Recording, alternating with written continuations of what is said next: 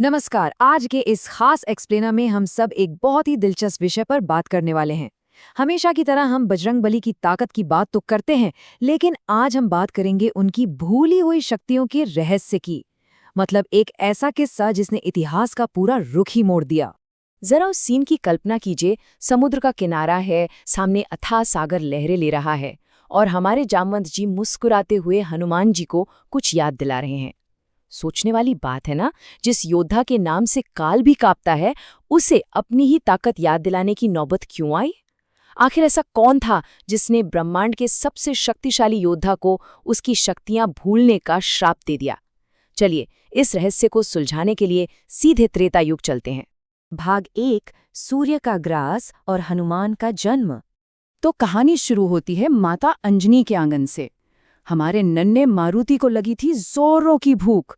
उन्होंने आसमान में चमकते लाल सूरज को देखा और सोचा, वाह क्या रसीला फल है, और लगा दी एक जोरदार छलांग।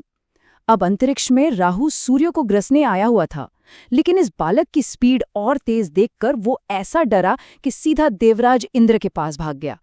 इंद्र ने जब देखा कि एक बच्चा सूर्य को निगलने जा रहा है, तो उन्होंने गुस्से में आकर अपना वज्र चला दिया। वो वज्र सीधा मारुति की हनु यानी ठुड्डी पर जाकर लगा, और बस इसी एक मासूम सी गलती ने उन्हें वो नाम दिया जिसे आज पूरी दुनिया पूछती है, हनुमान। भाग 2, असीमित वरदान और अत्यधिक चंचलता।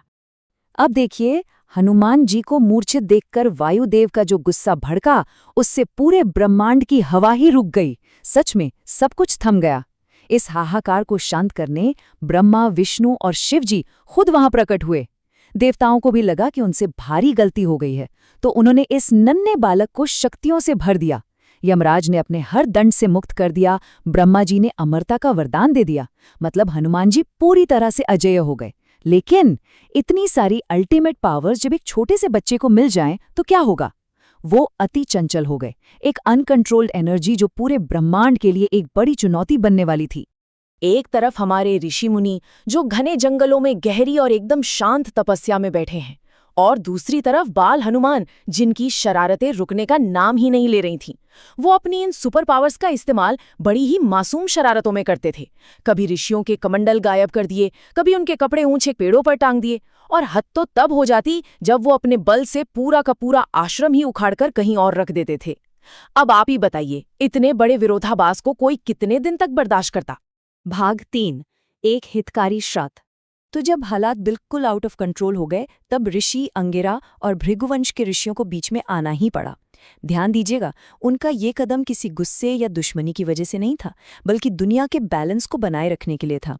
बहुत ही भारी मन से ऋषियों ने हाथ में जल लिया और एकदम स्पष्ट शब्दों में कहा, हे अंजनी पुत्र, तुम अपनी इस शक्ति का मर्म भूल गए हो, इसलिए हम तुम्हें श्राप देते हैं कि तुम अपनी इन समस्त शक्तियों को तब तक भूल जाओगे जब तक कोई ज्ञानी पुरुष तुम्हें इनका स्मरण न कराए।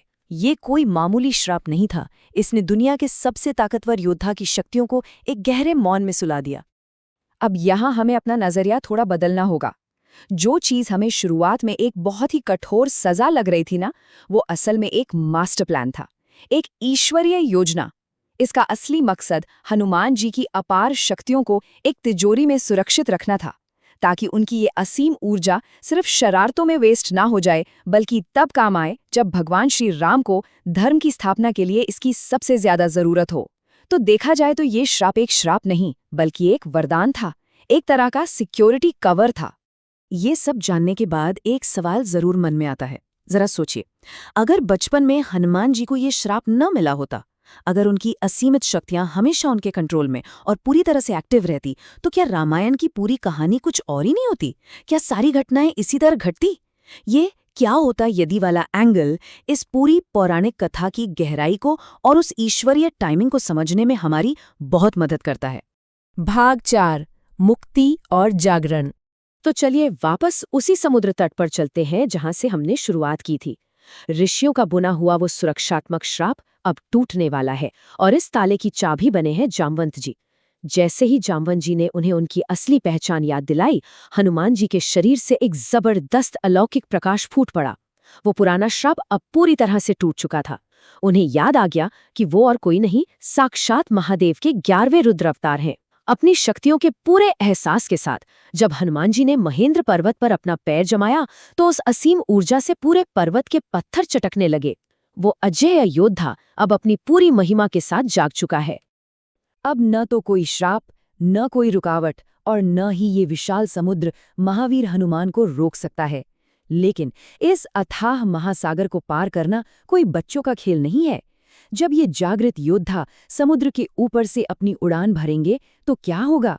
क्या हनुमान जी उस खतरनाक सुरसा के बुने हुए जाल से खुद को निकाल पाएंगे? इन सवालों पर जरा विचार कीजिएगा, क्योंकि शक्तियों का असली इम्तिहान तो अब शुरू होने वाला है।